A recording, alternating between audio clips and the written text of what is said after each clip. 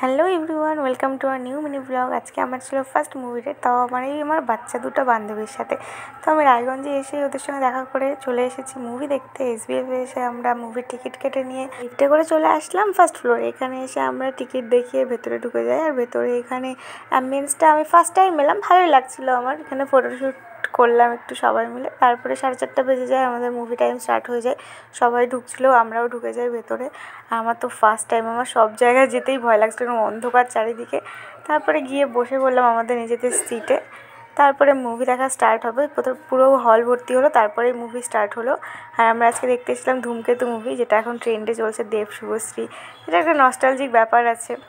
তো মুভিটা আমার ভালোই লেগেছে। এখানে মুভি শেষ হয়ে যায়, তারপরে সবার রিভিউ নিচ্ছিলাম আর সকলে বেরিয়ে যাচ্ছিলো, ওই জন্য আমরাও তারপর বেরিয়ে গেলাম। বেরিয়ে ওয়াশরুমের ওখানে মিরর সেলফিটা খুব ভালো আসছিলো, তাই এখানে আমরা মিরর সেলফিও তুলে নিই। তারপর বাইরে গিয়ে মোমো খেয়ে নিই, খিদে পেয়ে গেছিলো, হলে কিছুই খেতে পারিনি। তারপর বিশালে একটু জামা কাপড় দেখছিলাম, ট্রায়াল ফায়াল দিলাম, কিছুই ভালো লাগলো না। লাস্টে দুটো শাড়ি কিনে নিয়ে চলে এলাম। আর দেখি বাইরে বৃষ্টি হচ্ছে।